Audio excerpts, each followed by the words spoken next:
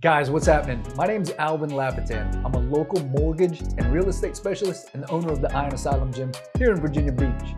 Being a father, husband, business owner, I've got a lot of stories, but I also realize I've got a lot of great friends with some awesome stories themselves.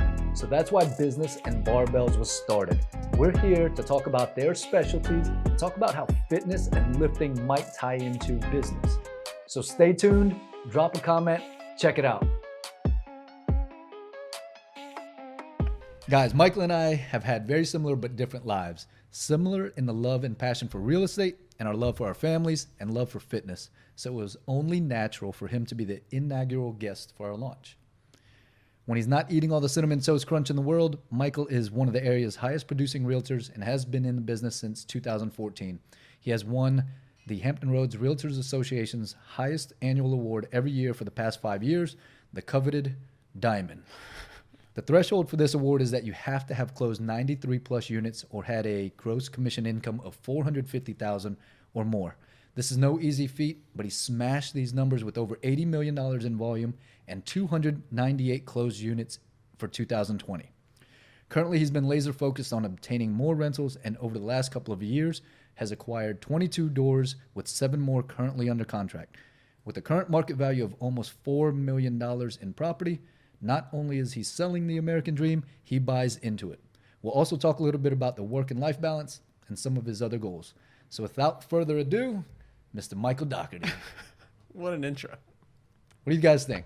Mike, welcome to my humble setup here. Yeah. Episode number 1 is in our dining room, guys. And I'm pretty sure it's going to evolve. So I'm intrigued to see what kind of happens here. Mike, is there anything you want to add to that intro there? No, man, that was very solid. Encapsulates Michael's life in 30 seconds. So well done. Perfect. So well, let's start from the beginning, guys. Again, I'm a mortgage loan officer. Michael, I mean, what do you tell people you are, or what do you do? I help people buy and sell homes. There you go. Easily enough. No title, no nothing. That's what you do. Yeah. Good. So Easy let's start day. from the beginning. What made you get into real estate? It's 2014. I was working for a smaller company, and I was pretty much capped out on income and upward mobility. The company's, again, it's very small, so someone had to die or retire for me to go up anymore. My wife was pregnant with our second child, my son Logan, and a new law came out called the Affordable Care Act, which ironically enough made it unaffordable for the company that I was working at to keep our health insurance plan, so they dropped it. And so I was going to join the military to have some upward mobility and get, healthcare benefits for my family. And my dad was like, hey, Michael, if you join the military, you could get deployed or stationed elsewhere and be away from your family, and then you'd move my grandkids away from me. So you've always been good at selling things, is what he said to me. So why don't you get your real estate license? And I was like, that's a great idea, Dad, but I don't have the $400 for the class. And he said, I will loan you the $400. So I said, sounds good. I took his $400 loan and took the night classes, and that was it. And you actually worked for your dad for a little bit, right? Yeah, for like 5 years. Because his company would do what?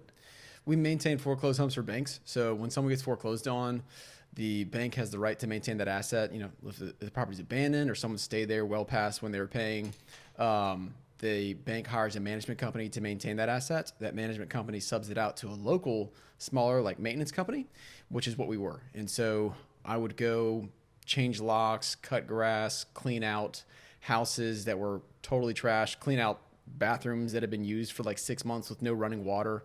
I cleaned those toilets, patch roofs. So you've seen the grittiest part of real estate. Oh yeah, man. With some of those transactions. So yeah, kind of started from the bottom. Yeah. I had to clean refrigerators that had meat in them for like 3 months with no power. Good. And there's just maggots falling on your arms.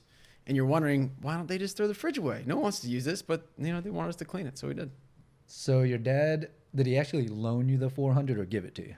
He said he was going to give it to me, but I paid him back once. That's what I was going to ask next. Yeah, there you go. He's a good dude. So tell me, so that was the beginning. Yeah. You get your license, then what happens? Because obviously, so a lot of people that are listening, a lot of the questions that we will get into later that we fielded through our social media pages, a lot of people are wanting to get into real estate. Yeah. Whether it is a real estate agent, realtor, Yeah. or an investor. Yeah. Or a home buyer. Yeah. So what happened next for me? yeah. I went to a larger firm, as most of us do. I knew some people that were agents there, and they have the introductory class for new agents. And they teach you in those classes a little bit about contracts and stuff, but then they also teach you how to prospect for clients. Because when you're new, unless you have a really good network of people who want to buy or sell homes, you're pretty much starting off at zero with no clients. And I was starting off at zero with no clients because I didn't work at a big company, didn't have a great network, didn't know a lot of people, it felt like at the time, who wanted to buy and sell real estate. So I went to this larger company, and they taught us to do open houses and cold call and call for sale by owners. And that's what I would do. On the weekends, I would do open houses, other people's listings, because they didn't have any listings yet. I would cold call people in the phone book. They're like, hey, Michael, here's this yellow phone book, bud. Guess what? And I said, what? And they're like, everyone in here could be your client. They could buy or sell a house one day if they're alive. A literal phone book. Yeah. And I was like, that sounds Were awesome. you calling people or businesses? People. Oh, okay. They would tell us to go to the library and get what they call the cross-reference directory. To call around our open houses. I walked up in there in my work clothes from that day, like, covered in paint and grass stains and stuff. So during the transition, obviously, you looked I worked at with it. jobs. Yeah, That's what I was gonna say. Like so many other people that get into it, they want to try to get into it as a part-time. Yeah, job I didn't have or the hobby option. or something like that. My wife's been a stay-at-home mom since 2012, I think. And so when I got into real estate, she was still a stay-at-home mom. And so I couldn't just quit my day job. We didn't have money like that. Obviously, I didn't have $400 for the class, so I couldn't really just quit. So yeah, I would do it at night and on the weekends to get off the ground. So that didn't really work for me. The whole open house thing, cold calling thing did not work for me for whatever reason. That's a good segue into our first meeting. Oh yeah, Right? yeah. So you want to talk about how we met? Yeah. I predate how we met. You could start it from the beginning because obviously you met another good friend of ours. Yeah. Our homie, Mr. Stephen Doe. Another excellent local realtor. Yeah. Big shout out. Big shout out to Steve Doe. Yeah. I was on my porch painting it at our old house, and I looked next door, and there's this, really handsome gentleman looking at it. It was a foreclosure right next door. And he's kind of looking around. I could tell, he was interested in the house. And we made eye contact. Steven, he kind of like, kind of goofily like waves to me from a distance. And he's like, hey, man, you live here? And I was like, yeah, I'm painting my porch. Obviously.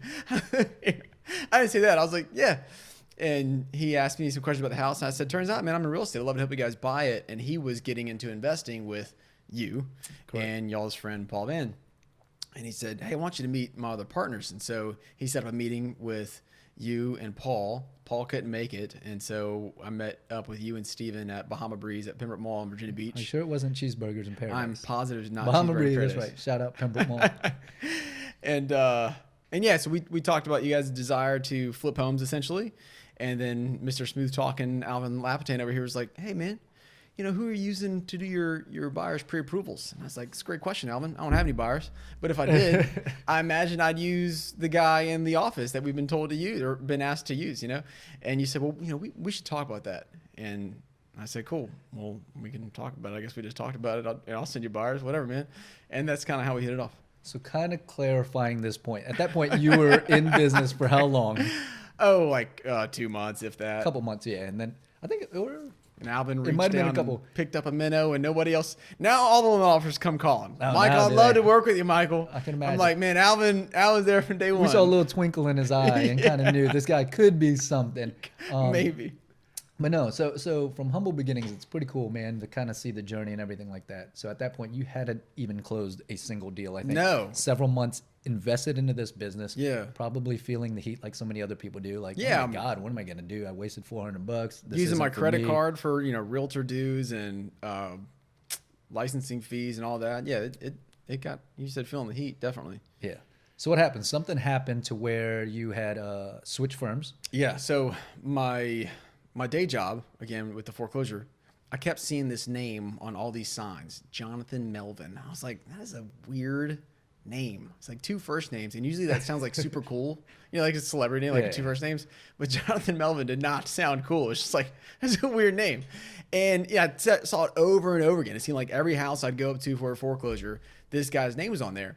And my dad suggested, hey, you should meet up with him and see about, just connect with him, see if you can work with him, because the guy seems like he knows what he's doing. So long story short, there was another individual involved, but I reached out to Jonathan and a mutual friend of ours who actually worked for Jonathan and put us in touch. And Jonathan asked me if I want to grab lunch, and so we did. We got some barbecue at this place called Wood Chicks Barbecue on Battlefield, which is no longer there. It's a tire store now. And I said, I'd love to come work with you. I remember sitting there talking to him, and he's like, what do you want out of real estate? And I was like, dude, I just want to not be going deeper and deeper into debt every month. I said, if I could just make $70,000 a year, phenomenal. That would be amazing, man. And by anybody, most standards, obviously, 70,000 is which is great. Great money. He's like, you can do that. I was like, for real? He's like, yeah, dude, you could definitely do that. And it just felt so good to hear somebody because Jonathan, I think the month prior to us meeting, he had sold 30 houses in a month. I mean, guy's a machine, has been for a long time. And so when someone like that you definitely look up to says to you, hey, you can do it, it made all the difference in the world to me. And that I mean, people always say and that, as they say, is, that was it. That was really one of the biggest difference makers was that meeting with Jonathan. And still to this day, we're super close friends, and he's been an awesome leader and mentor and still is. Yeah. So obviously finding, and brokerages, companies, they're a dime a dozen. I mean, there are thousands out there, right? So you guys have got choices, and most brokerages will bring any new agent on, right? I'd say most of them. And that's only because they know it doesn't cost them anything. It's a numbers thing for brokerages. The more agents you have, most brokerages charge some sort of ongoing fee. But the more agents you have, the better the chance of making a profit the brokerage has. Yeah. And you don't know who's going to hit. Myself, we actually went to dinner on Saturday, celebrated. Oh, thanks for the invite. Yeah, well, so yeah, we were just catching up with some with the wives and everything like that. To y'all's favorite place, Crudo Nudo. Wow, a lot of people go out there. Favorite restaurant. Big shout out to them. DMs was straight up empty. I think they're only taking reservations for up to 4 or something. That's what it was. True. No, oh shit. Nope. All right. So then obviously, that's when the real history book started, right? It's kind of you get in with the right team. Yeah. And how important is that? You get in with them. Oh, it's definitely important. This is an old, maxim of you become the 5 people you spend most of your time with. Like, that is true. And so being around guys like Jonathan and then another guy that's still at the firm and actually he's part owner of the firm with him now, Sean Rooney, those became the guys I was around the most, talking to the most in real estate. And both of them were selling a couple hundred properties a year. And, right. and Jonathan and Sean both were working for, HUD and other larger banks. And doing a ton of foreclosures in the area, and they really dominated that sector of the market. And so that, to me, that became normal. Yeah. Like normal is a couple hundred properties. As crazy as that sounds, your average agent sells like 10 houses a year. That became normal to me. And so it really has been true in my life that the people you spend the most time around, that's who you become like. Yeah. So what advice, somebody that's wanting to get into the business now, again, It seems like everybody, the demographics, kind of like the numbers that we were going through, seem to be getting a little younger and younger. Yeah. A lot of the millennials are getting into the business. Again, I've been in the mortgage originating business 17th year now. I swear when I started, the average age was like 58 or 59 years old for a mortgage officer. I'm sitting here looking at some of the reports now. It's dropped down to like 47 or 48. What is it for agents? Do you see that? Typical realtor is a 54-year-old white female who attended college and is a homeowner. And that is from NAR's Quick Real Estate Facts. Well, I'm not a girl, and I did not go to college. Correct. In spite of these grays you see, I am not 54. I'm 33, but you are a homeowner. You got that. But I am a down. homeowner. All right. Yes. So you don't have to be the typical realtor. You just have to be what? Well, that's the question. What's it take, or the advice for all these new agents wanting to get into the business? What do you tell them? So they go get their license. They graduate from school, online or in person. They're immediately being headhunted from several other firms. Oh, come join this. Come join this. Because if you had to guess, every single person in the world probably knows. An agent. Yeah, definitely. 8. I'd say 8. That's what I was going to say. Especially right? now, it seems like everybody knows everybody on Facebook or something. Yeah. What is your question is like, what does it take to succeed? Well, we could go into that, but I was going to say, what's the advice that you give that person searching for the right brokerage, right company? I tell them exactly what we just talked about. I would go to the firm that has the people whose business I want to emulate and model after. I mean, I think every business is about modeling unless you're doing something totally new, but most of us don't. Even you with your gyms. I mean, a gym's not a new thing. Your gym is a new thing, but or newer thing. Now it's a few years old, but there's still a model for that. And so if you're trying to select a brokerage based on who has the lowest fees, it's a terrible way of doing it. If you go to a brokerage that's free, what's 100% of zero commissions? If no one there does well or is not going to teach you anything, you get to keep 100% of your money, but Right. you didn't sell anything. Yeah. And so most people start there with like, who's going to charge me the least in fees? That's a terrible way of doing it. Again, you want to go be around the people who are winning. Go be with winners. You become a winner. Strong point, man. And you're right. It's something that I hear all the time from, without naming any names. There are some companies out there that have almost non-existent, Yeah. right? Fees, or a couple Yeah. $1,000s a year or something. And then you can Yeah. have some that obviously are percentage based, and then some that cap at 12,000, 15,000, 25,000, or whatever it might be, right? But as long as you're getting the value, I guess, in get exactly what you training, pay for. the culture, the environment, Yep. the office. So the culture, that's an overused term, but it is true. I think the culture is the people you're around. And then the training is huge. The training in a lot of those places that don't charge anything, there's a reason they don't charge anything. They're not spending any time with you to train you on how to be successful in it. So I would say like that's how you select a brokerage is who do you want to be around? Perfect. All right, cool. Let's get into this. Big question, Michael. Obviously, being in the business now 7 years, Yeah. ultra successful. Oh. What does success look like to you, or what's it take to succeed in business? Not necessarily only real estate, but what would you say in general? Those are two questions. So what does success look like to me? I'll know that first. Success is the progressive realization of a worthy ideal. And in order to not plagiarize, that's a quote from Earl Nightingale on... Yeah, I've got to like rewind that. Your Success mine works fast in certain ways. Yeah, But success is the progressive realization of a worthy ideal. So if your version of success is I set a goal and then I achieve that goal and then I'm just there and I'm just happy and ecstatic for the rest of my life, you're going to have a bit of a success vacuum whenever you hit whatever your current goal is. So that's why it's important to focus on the progression. So if you can keep things in balance and find happiness in the pursuit, that's success. Is enjoying the journey. I know a lot of deep people stuff, man. No, like half funny, but no. Yeah. No, that's real. I mean, that's like some stuff like you said, people will set a goal and just be like, yeah, got it, done. Yeah, now what? So you have to build yourself into a person who can enjoy the habits it takes to get that goal. You don't want to just wear yourself out for this one thing, hit it, and then what? It's like the people who go on like a 45-day fitness challenge. Like that's great. You worked out for 45 days straight. If you hated every day of it and you didn't form a lasting habit, what are you doing on day 46? Just quitting and going back to what you were before? Yeah. And it's the same in business and life and your relationships. And so with your business, and business is very tied to finances and personal finance, you need to find a way to not only set the goal, but enjoy the journey to that goal. And then remember that you're just going to need to set a new goal when you hit the goal, because you always need something pulling you up to the next thing. Something to chase after, whether it's in, like you said, kind of alluded to the fitness thing. Whether it's a goal in a powerlifting meet or a timed mile or an ultra or whatever it might be, just like this. Yeah. No, and that's something that I brag about you all the time, man. You're just a real systems kind of guy. For those of you guys that know, I'm always kind of scattered only because my mind, we're making fun. I've got an Einstein painting in my office back there.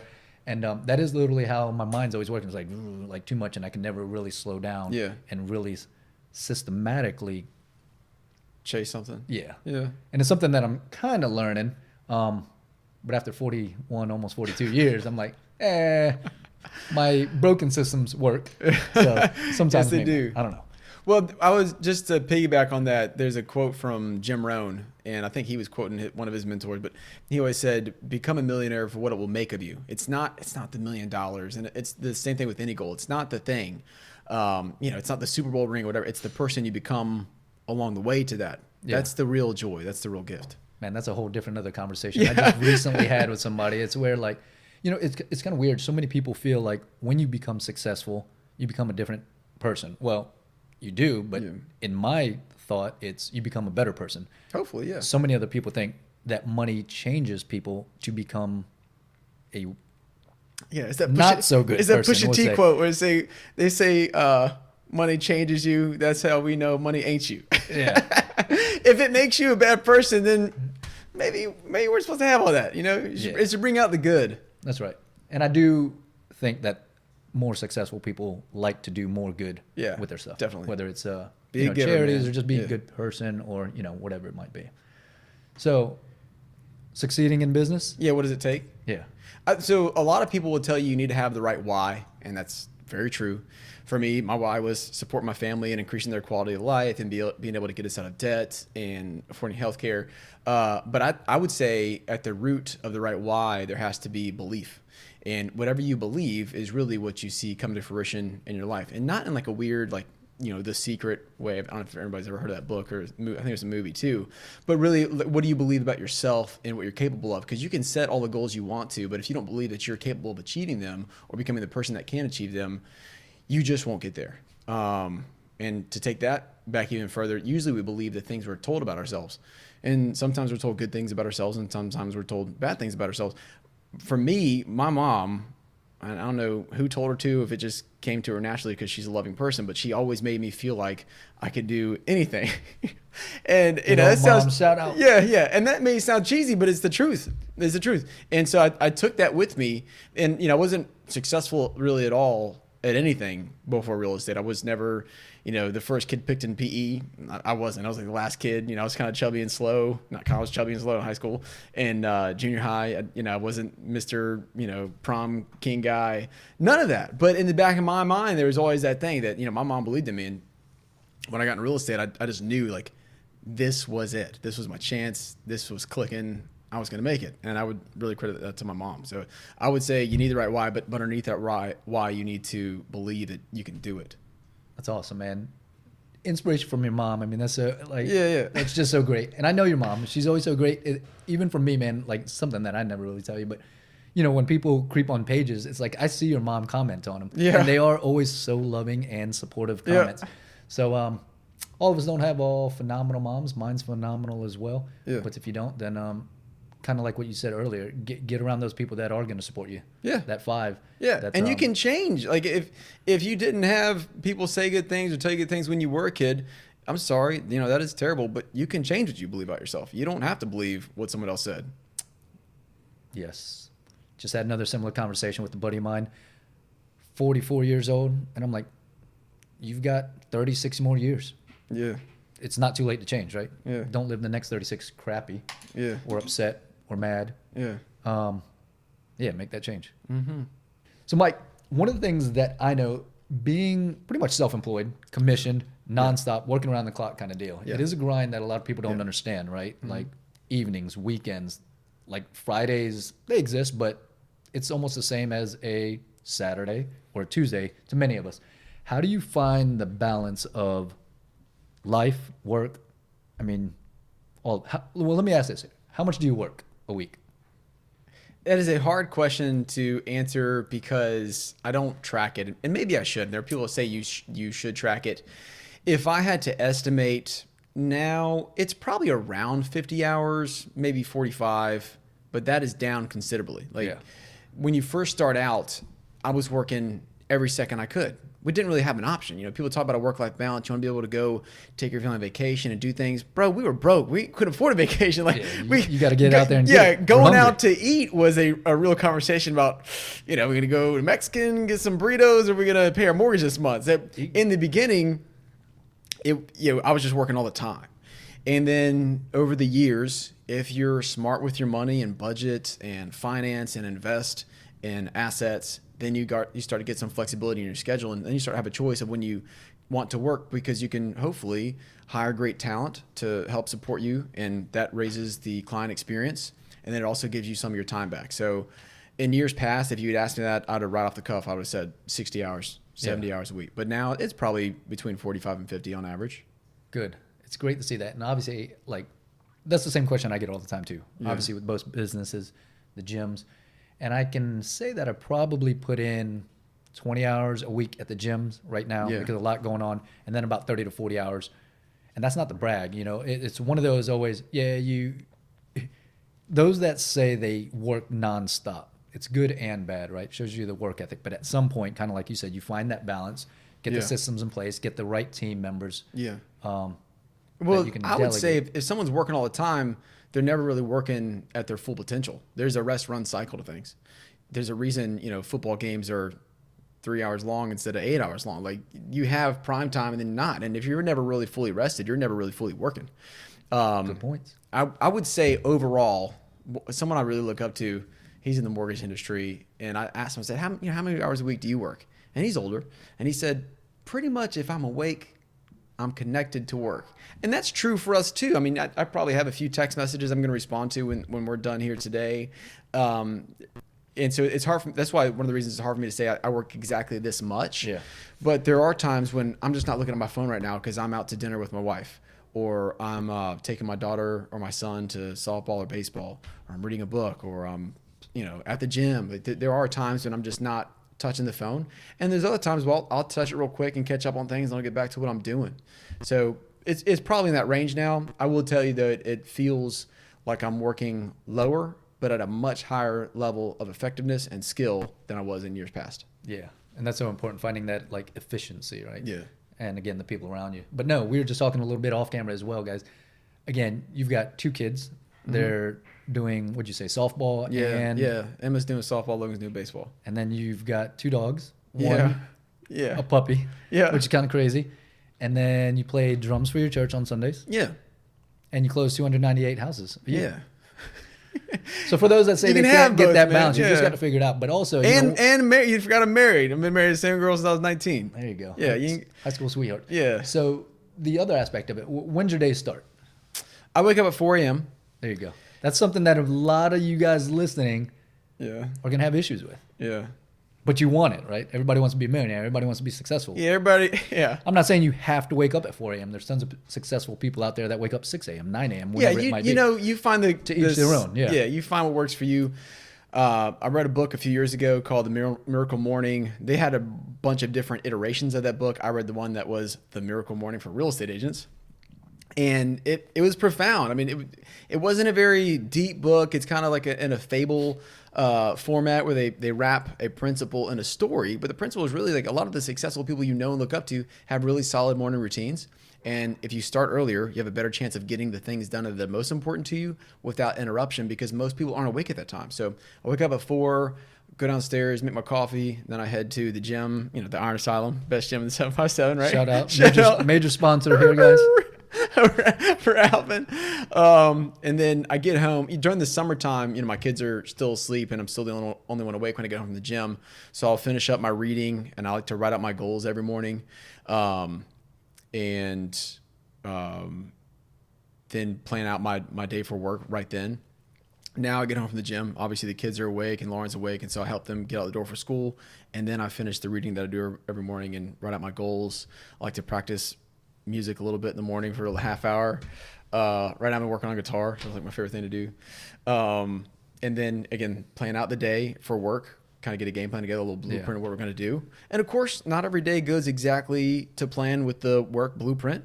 Sometimes things happen on transactions and they need a little more attention than what you were originally going to do for the day, but you keep that all in balance, but you still need a game plan. But that is pretty much how I. And then lights out at what time? I try to be in bed by 9. Our goal is to get 7 hours of sleep. Sometimes it's 9:30 or 10. So I'm like 6 to 7 usually. That's a big thing. Yeah. So obviously, like the rest and recovery, kind of like what you talked about earlier, is so important. Yeah. You used to have that mentality. Again, when you're trying to make it, there will be those times where you're sleeping 4 or 5 hours because you're just grinding and grinding. And then you will reach that level of success and comfort to where you're like, oh, I can rest. Yeah. There's a book called nice. The Power of Full Engagement. And the authors of that book interviewed a lot of professional athletes about the rest-run cycle and how they're not, they just like in your gym with powerlifting and stuff, there is a rest-run cycle to all those things. You're scaling up and scaling down throughout the year. It's, you're not always in season. There's the off season where you're trying to build up your rest. And so it's the same for everyone else in life. One of the things that stuck out to me in that book was that if you get less than 7 hours of sleep, you have a 150% higher mortality rate. If you get more than 9 hours, you have a 250% mortality rate. So you also don't want to sleep too much. Yeah, well, the ones that are sleeping are, they're not moving throughout the day anyway, traditionally, right? You want to be in the 7 to 9 range. And so I don't feel like I need a lot of sleep. When I get 7, I'm feeling good. 7's my exact window too. I'm like 6, I feel good. 7, I feel phenomenal. 8, I feel lethargic. Yeah. It's kind of weird. Yeah. Like I can still operate like this morning, kind of like you. Not every morning's at 4:30 or 5 a.m. But the nights before at about 8, I kind of look at the calendar, what I've got going on the next day. If it's a slam-packed day, that alarm gets set for 4:30. So I'm in the gym by 5, get home 6:30 for the kids and all that. But if it's kind of lax, which it's about half and half, Then yeah, it's when the kids go to school, and I usually train at 8:30 after dropping them off, catching them up on emails, and then during the slow morning times, early morning, 8:30 or 9. Oh man, so what are your goals now in business? For now, future? Oh, well, I know one of them, I think, but we'll see.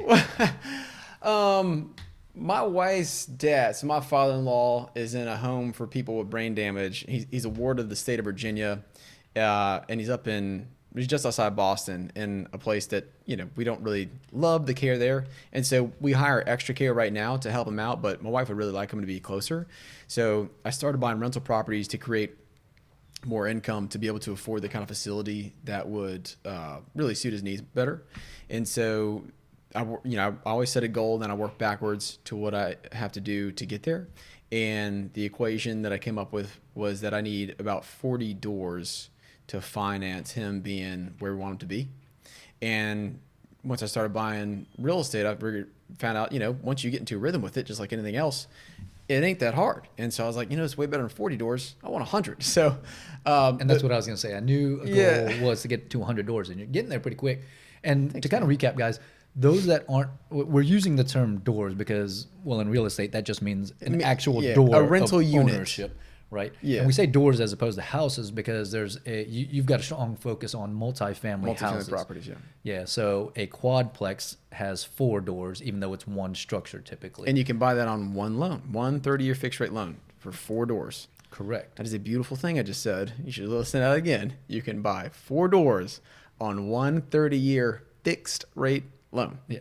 So with the 29 doors that you plan on having closed, I think in the next 30 days or so, maybe less. Yeah, we got 22 now, and the next 7 are under contract, closing by the end of October. So you're going to be at 29, 73% of the way to those 40 doors that you say to get. Yeah, and then there's short. You want to break your goals down to chunks. So this year I had a goal of buying 20 more. And so once we close on these in October, I'll need to buy 4 more to hit that 20 for this year, and we'll be at 33. And then 7 more, hopefully first quarter next year, and we'll be getting where we want to get them. There you go. Perfect, man. Commendable goal. Thanks. And I think that's a great segue into investing. So, guys, we fielded through our social media pages, basically to friends, through our Facebook and Instagram pages and stuff, drop us some questions or comments about special guest Michael and our specialties in the mortgage business and the real estate business. And we got a couple good ones that I think are going to appeal to the masses. Most people want to get into investing. Yeah. It's just an important thing. They should. What are your thoughts? One of the questions, big shout out to Sam, Team USA, one of the very highly accredited and prolific Sam Snyder. Trainers. Sam Calhoun on Insta, right? Calhoun on Instagram. That name already was carrying. Yeah. Snyder. Wait, yeah. Does it ever make sense to get an investment property before owning a personal property? If you're someone always on the move, if your job requires you to travel constantly, and so you really can't have a principal residence in one sedentary spot, then to me, yes, it would. But outside of that, if you are living in the same area most of the time, then I would say get your principal residence first. Gotcha. And it helps, obviously, if you experience home ownership. Yeah. Right? You kind of understand the pros, the cons, the pitfalls, the good things, the bad. For home ownership. So yeah, well, real quick on that. So you'll see a lot of people on Instagram and on YouTube tell you not to do that. It's really catchy right now to say you should rent where you live and own your investments. That is really silly. That's great advice. Again, if you were always on the move and you want a lifestyle of a person who can just switch primary residences whenever they feel like, but that is very expensive. Wherever you live is a liability. Rich people buy assets, poor people buy liabilities. Assets put money in your pocket. Liabilities take money out of your pocket. That's from Rich Dad, Poor Dad, not original to me. That's right. But wherever you live, you are consuming there. And the cheapest way to consume is to own where you live. Even this house, this big, beautiful home that has gone up in value over the years, at the end of the day, it's taking money out of your pocket. Now, it's taking much less money out of your pocket than if you rented it. But it's still taking money out of your pocket. Yeah. Whereas a rental property puts money in your pocket because you get the monthly cash flow. Someone else is paying down the mortgage note. It does go up in value, and you can write off the depreciation on your taxes, which is much better and more effective financially than writing off the mortgage interest on your taxes, which you can do on your principal. So owning where you live is the cheapest way to live there. and then I would say get started on your investing after that. Also, the mortgage rates are much better on your primary residence, and so you can buy your first one, and you can use a 30-year fixed rate loan to buy a multifamily property like a duplex or a triplex or a quadplex, and then years down the road, move out of that one with still the mortgage terms that you obtained when you use it as your primary and have that lower interest rate. Truth. And you had referenced Rich Dad Poor Dad. Guys, if you guys are going to read one book, read that Rich Dad Poor Dad. Yeah. That is just the go-to book in almost every form of real estate, success, business that I've come across. It's always referenced as the absolute favorite. Yeah. If you guys haven't noticed, Michael is a huge reader. I think you've already probably Referenced quoted and referenced about 6 or 7 books. I do love reading. I am not a reader. How many books did you read last year? I truly don't know. I think on average Yes. I'm between 25 to 35 a year plus the Bible. So if you want to count the 66 in there, but yeah. That is insane. So that's at a velocity or speed of 2 a month.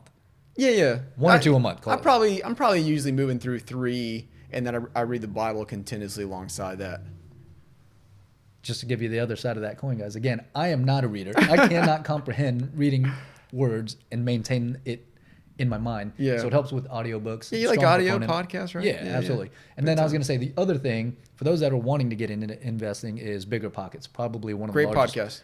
one of the largest followings, over 2 million listeners. It's one of the biggest podcasts in the world. It's definitely the biggest in the real estate space, I would say. Yeah. So a lot of stuff that you'll learn there, hundreds of episodes. They've been on for years, guys. So follow them online. Follow them through any podcast platform that you're listening Definitely. to. It's just phenomenal. They actually, episode 500, they had on Robert Kiyosaki, who wrote Rich Dad Poor Dad, and it was excellent. He said the purpose of a business is to make money to buy real estate. That guy's really sold on real estate, but Yeah, it's worked out for him. He's probably got a good 100 million or something. He's doing right? okay. Yeah. All right, wonderful. All right, another big question that people were asking is how much does it cost, or how much should you plan on spending to obtain your first flip rental property, something like that? Okay, so on a flip and on a rental, it's going to be completely different.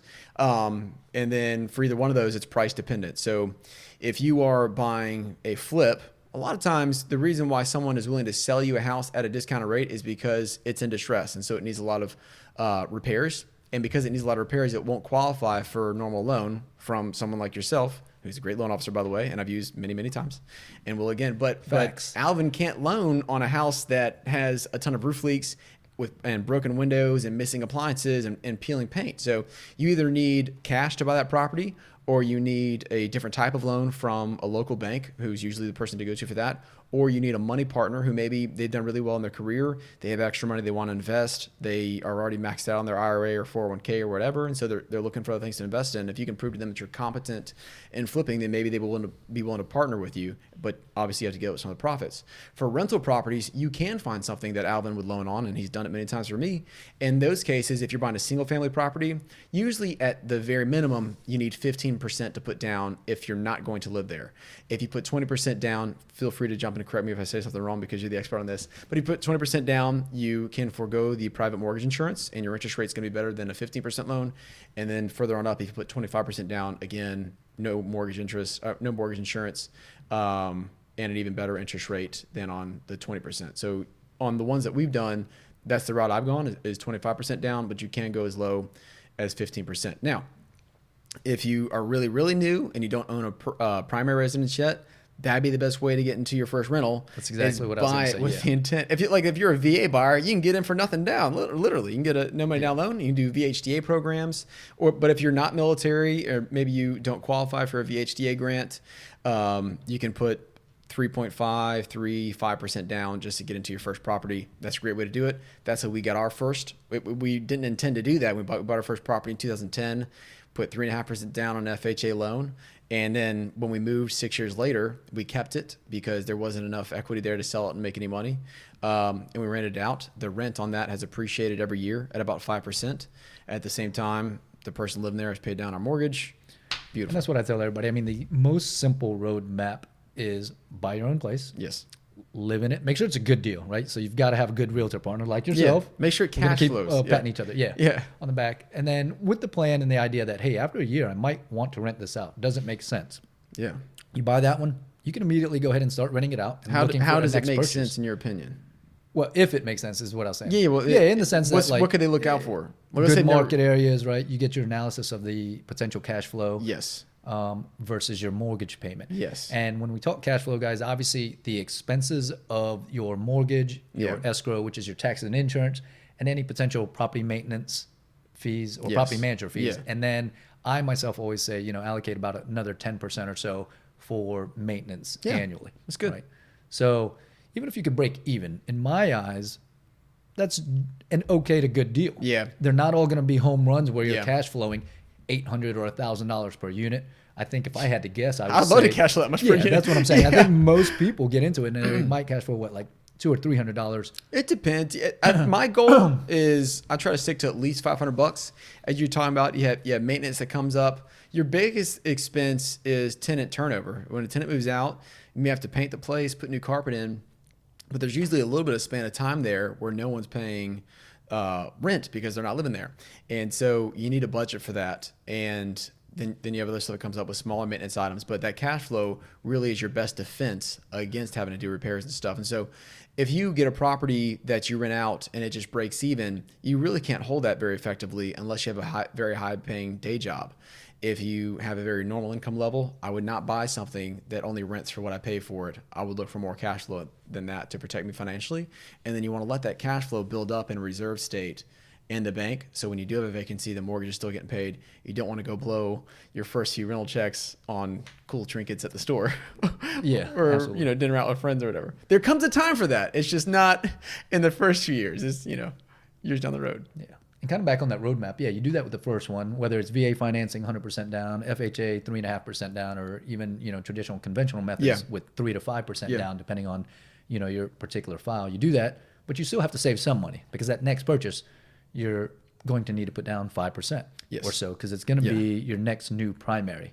Yeah. And then you can technically just keep doing that year after year with 5% down. There's a great book called The Automatic Millionaire by David Bach, and he talks about how you can be a regular person in this country making a regular salary. You can be a teacher. Like, you take whatever income level you want. There's no excuse for why you can't retire financially free as a millionaire. And what he talks about doing, and he has real life examples because he was a financial planner earlier in his life before he became an author. You can, exactly what Alvin just said, buy your first house, live there 5-6 years, maybe you get married, have some kids, you need more space. Or not even, because everybody wants it much faster, right? Yeah, maybe you do it sooner, maybe you don't get married, have kids, be. whatever reason you move again. You keep that first one, rent it out. You buy the next one. You do that 4 or 5 times before you retire, which is very doable. You got 4 or 5 houses, the first 3 of which are paid off by now. By the time you retire, they're 100% cash flow. Hopefully you invest in your 401k along the way. And by the way, for between $100 and $200 a month from the time you're 18 to retire, that's a couple $1,000,000 as well in a 401k at 8% a year. You'll be living very comfortably. And full disclosure, guys, we are not licensed financial advisors here. We're just 2 guys that have been doing this for a while. Are doing the things you're talking about. That's all. Yeah. School of Hard Knocks. Is there a certification for that? But literally, you do that for 5 years straight, one property every year, even at $200,000.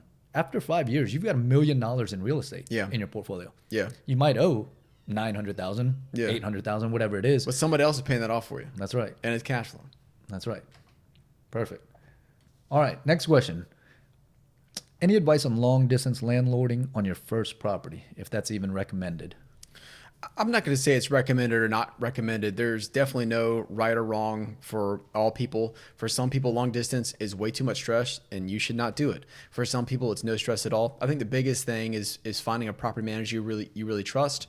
Next question most people would ask was, how do I find a property manager I trust? The same way you find anything else, you get a referral from someone else you trust in that area. If you don't know the area at all, maybe try to visit that town and make some connections if you have a target area you want to invest in. But I would really focus on a property manager that you're not looking over your shoulder to make sure that they're sending you your rent checks, because usually that property manager is a great pathway to handymen who need to do repairs, to local attorneys and title companies who are going to do your closings for you. That's really where I'd start. Is a property manager. I haven't done that. I haven't done long distance real estate investing. Everything I own is local, but some of them they might as well be, because we're buying right now. This is going to sound crazy to some people. I ain't been in the place. You've never seen it. Yeah, I got a real estate agent who brought me the deal that's helped me out, and I trust them. And I've got a home inspector. I trust them. and I got property managers and attorneys on that I trust, and so there's no reason for me to go in there. Yeah, absolutely. It seems kind of crazy, but when you, again, back to systems and the proper team, your aunt, who's a phenomenal property manager, she's got one of my properties in Norfolk. Yep. Immediately after shout out it, for Lisa Saunders There at you go. Remax Allegiance. put in a 2-year tenant in there, Yeah. and I haven't been back. Yep. And it's pretty much like that. You set Yep. it and forget it, and then on to the next one. So it's a very interesting business. The people that I meet that are really stressed out about their rentals usually are self-managing. They don't have a solid lease intact. You know, somebody saw them painting it and asked if it was going up for rent, and they said yes. And the person was like, well, you know, I'd like to rent it. And they figured, I'll save some money on property management. Congratulations. You saved yourself $120 a month. That's right. And a 10% fee for a new headache. I have a day job. I don't want Lisa's day job. She can have it, you know? So again, guys, to kind of go a little more on what Michael just said, it's a 10% fee that Usually, most yeah. property managers charge. Yeah. So if you are It's the best money ever spent. getting $100 or $1,500 in rent, they charge $150. Guys, there are way too many laws that change Yeah. almost weekly, it seems, Yeah. right? Especially with the COVID thing and Yeah. then all the moratoriums and all the new laws and this and that. And it's state by state. Yeah. You talk about out of area real estate investing. I couldn't tell you the first thing about what the rules are in Jersey or New York. I don't know. Me either. Like, she did message me one time. Like, I had I forgot that you've got to do annual like carbon monoxide Yep. and smoke detector Yep. inspections and document this stuff. And you want to do that. You want to be a good landlord, right? And I said, oh my gosh, I had no idea. But let's get it done. Pay it $75. That's the kind of stuff I would have easily overlooked. So get a good property manager, an interview, or ask us. We've got the connection for one that 100%. could help out. Yep. All right. So with the market right now Yeah. being so crazy, obviously property values, everybody sees them Yeah. skyrocketing. Is it another bubble? This and that. A question that we got twice: when will we see the market return back to normal, if that's the thing? I'm having a hard time wanting to buy a house when I feel it is overvalued right now. I don't know about Me too. you, but ever since I've been in real estate, I've been hearing that houses are overpriced. We're going back 7 years. I could tell you any one of my buyers buying in 2021 would love to pay 2015 or 2014 price for that same house. I mean, this house we're sitting in here back then was probably 60 to 65% of what it's worth now. And that every house on the street is like, as long as you take care of them. It's a really big question. So people, most of the time when they ask that, they're a little bit shell shocked from 2008. Back in the 2006 to 2008 range, the lending guidelines were really loose. And again, Alvin's the expert. He can interrupt me anytime. But they were giving out loans to people without verifying their income. And on top of that, they were giving out adjustable rate mortgages, which is why I said, if you listen, a 30-year fixed rate mortgage is a beautiful thing. Yeah. So not only would these people, really qualify for the loan, but a couple years in, their interest rate would go up. And so that means your payment goes up drastically in some cases. And so a lot of people, and when I say a lot, I mean like millions of people, were foreclosed on. And so inventory went way up because a lot of people were moving out of their homes that they were being foreclosed on. And around that time, builders stopped building. When you have a new flood of inventory, and builders are building, there's nobody to buy the house. And so the builders weren't making any money. Stuff's just sitting on the market. So they stopped building. Well, since 2008, we've never really caught up. We still don't build enough houses today, 13 years later.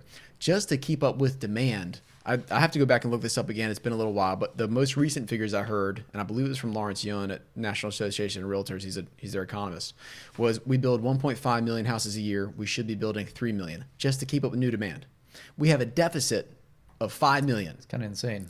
Obviously, the overpopulation. Yeah. I mean, we've got a lot of people that are just reaching So, homeownership age. Short answer, when is it returning the way it was a few years ago? Never. The last bubble happened because they were giving out loans to people that couldn't qualify. If you call Alvin today to get qualified, you got to provide pay stubs. And not only that, you got to provide bank statements that show you're actually depositing your bank stubs, your pay stubs into your bank account. And then 3 days before closing, they make you do it again to make sure you're still employed. How do I know this? Because he's done it to me a bunch of times and he knows me, but he still has to do it. So the credit market is much stronger than it was in 2008 when you walk into a bank and they say, how much are you making? I don't know. Pick a number, $80,000. Oh, great. You make it. Here's a pre-approval of $350,000. You have a nice day. And it you was never almost that proved it. simple. I mean, I literally remember getting an application from a manager at a fast food restaurant. Shout out to all them. Yeah, especially now. Thank you all for working again. But there was no doubt in my heroes. mind that the incomes that he had stated on his application was substantially higher than Than any real manager life. would be making, Yeah. right? But those type of loans, yeah, to kind of add on to that, some of the loans were negative AM loans, which basically means, they were paying the interest Interest only loans. well, that was one thing, but negative AM actually increased the principal because they were paying a minimum payment Wow. that didn't even cover that. That was a big deal. And then there What were that means is the loan amount went up after they closed on the house. correct. And people were banking on the appreciation outpacing that, which did not happen all the time. But then there were also prepayment penalties. So people were, hit with a 2, 3, 5 year prepayment penalty if they paid that loan That's off. insane. And then they were done at, a lot of them at 100% or no down payment, right? Yeah. So now when you've got no equity in a property and all of those other factors, that's what happened with the bubble. Yeah, Kind of like inventory's you said now, flooded. down payments, credit checks, all of these verifications. These lenders obviously were forced and they got smarter to be a little more diligent Yeah. and smart with this kind of stuff. So it Yeah. doesn't happen. If you look back, there's almost no period or 10-year period in time where property values, at least in our area, I haven't done Yeah, all the what you're research. saying is true. Nationally, it's true. Yeah. So, I mean, even if you bought a property in the heyday, 2006, 2008, It's and was it's able to worth stick more. it out, Yeah, it's worth more now. 2016, 18, it was worth considerably more still. Yeah. So you just got to ride these kind of deals out and, don't bank on the quick buck for them. Yes. So, Yeah. When we say invest in real estate, there's a difference between investing and gambling. What Alvin said there about people banking on appreciation when they bought properties, that is gambling. That is not investing. That's what we say, get something with cash flow, because if it does dip, you got cash flow to sustain you and protect you against market up and downs and still pay your mortgage. Yeah. So when you feel something's overvalued, something that I like to share as a loan officer as well is just math numbers, right? Because that's what I do. Yeah.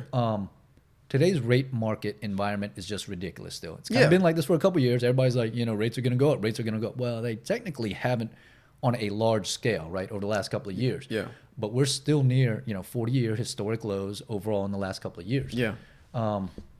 Just off camera there, I was running some numbers to kind of Yeah. make sure I was running them right. But something that I tell everybody, again, a $300,000 loan based on a rate at 2.875, which you could probably get on most products today with great credit. Principal and interest payment comes out to $1,244.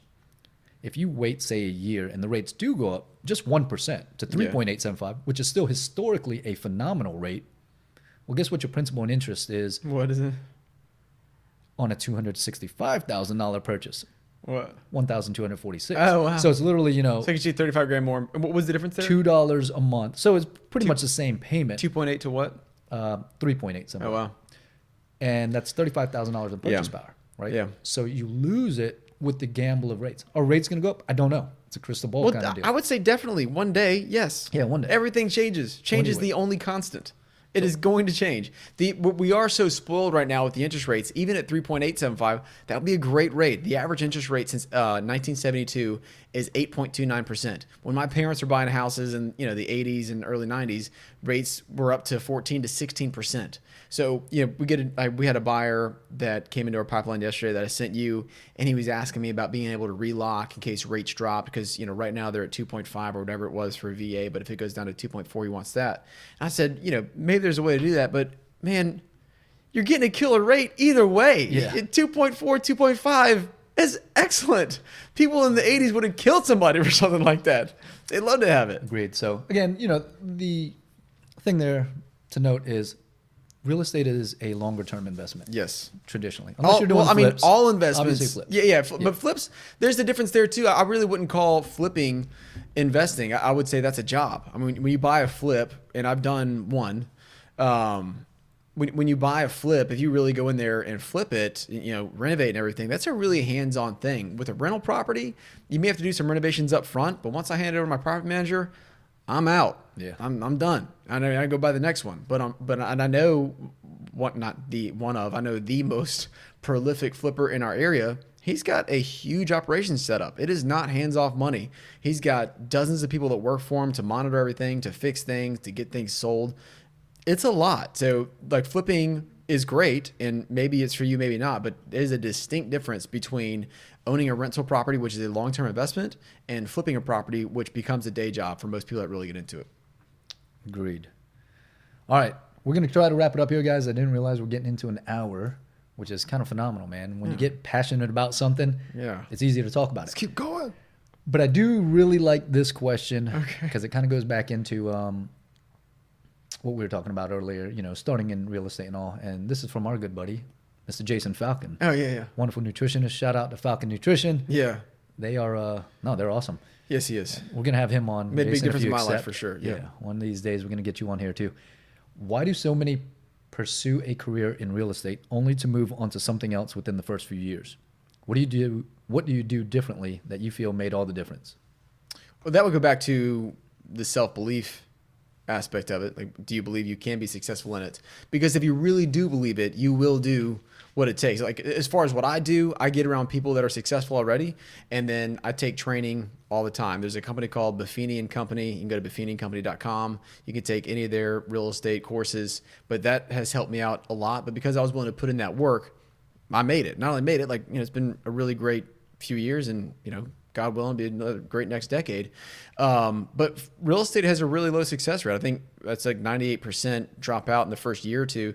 Jeez. And that's common across all sales, because sales are hard. I mean, to be real, like, sales is a difficult thing to do. Yeah, it seems like one of those careers, and I've got tons of friends that have gotten into it, but they almost always want to get into it as a part-time kind of side hustle. Yeah. And I'm like, guys, we're dealing with finances. It sounds like easy money. $400,000 transactions. I'm not sure what kind of side hustle you expect this to be. I mean, this isn't, Yeah. When people ask me that along that line of like, hey, I was thinking about getting into real estate. What do you think? Think I should do it on the side alongside my other thing? I said, man, you only need to get into this if you're really going to give it everything you got, because people deserve that from you. They're buying, like you talk about finances. I mean, it could be a generational effect you have on people's lives if you help them make good decisions or bad decisions. You really need to give everything you can, and you want to turn yourself into the kind of professional who can give somebody good advice. Even if it's not good for you, the professional in that moment, but if you need to tell somebody, hey, this is not a good deal, you need to back out, you need to be able to do that. But as far as it's funny Jason asked that question, because it's true for what he does as well. Jason is a professional nutritionist. He has a company under him, Falcon Nutrition, but he helps people lose weight, get their lives back on track. And he talks to me all the time about, people that make it and don't make it. And the people that don't, they're just not willing to put in the work. Like, they'll have a strong start, and then after a week or two, they're just right back to where they were. Yeah. And probably because they don't believe it's possible for themselves. That's strong. That's good correlation there. So, actually, I lied. There is one other question. From Blake? From Blake. How does Mike's hair never move? What kind of product are we using in this here, Mike? I think this one is Harry's. I got it from Walgreens. It's really nothing special. Oh, no, I know Harry's. Is it Walgreens? I think that's ain't that a Target product? Or I don't know. I'm not allowed to say her name because she's not taking any new clients, but I got a great hairstylist. I know her. Yeah. Love her to death. Very good friend. But she's capped out. Awesome. Perfect, man. No, it's been an enjoyable conversation here, Mike. Yeah, buddy. Obviously, with us being great friends and everything, man, it's always a pleasure to catch up. Yeah, man. Tell us a little bit. How can any prospective buyers, anybody that's you've got a team as well. Are you taking anybody else on your team? New agents right now? No. I mean, when I take on an agent, they're usually in the business already. Own real estate is where I work. Is where my license is hung. Let's be clear. In real estate, you are your own small business. You better be ready to take care of your own finances and stuff, but you should be at a brokerage that's going to help train you and stuff. So I keep my license at Own. I have since August of 2014. But they have a great mentorship program. When someone comes out of the mentorship program, if they want to join my team, then I'll take them on. That's really how I got the 3 that I have now. And then I have a couple full-time employees that work for me. There's a difference there. You get your employees and you get your team agents.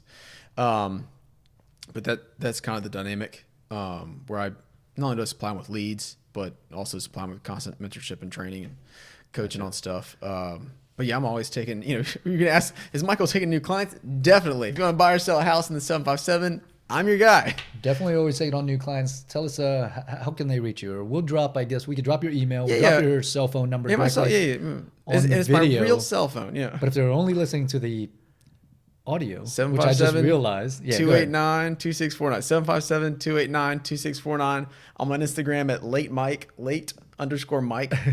which was a nickname given to me by my friends at CrossFit Krypton for always being a few minutes late to CrossFit class. He'd always try to skip the warm-up. Yeah. Think he could get right into it. Yeah, or on Facebook, you can add me, Michael Daugherty. Not a hard guy to find. Cool, man. What else, man? Don't forget the SoundCloud. He's quite the rapper. We had I don't have a SoundCloud. Awesome, man. Great catching up. For the rest of you guys, follow the links that we put into the video. Yeah. We're still absolutely brand new to this, so I have no idea. I'm pretty sure it'll go onto YouTube. I'm still trying to figure out which podcast platform it'll go onto. We'll figure it out. We've got Mr. Glenn Fajota. And if no one ever listens to it because we never put it online until after the apocalypse, hope you guys are doing great out there in no man's land. Awesome, man. Appreciate it. We're out. Peace.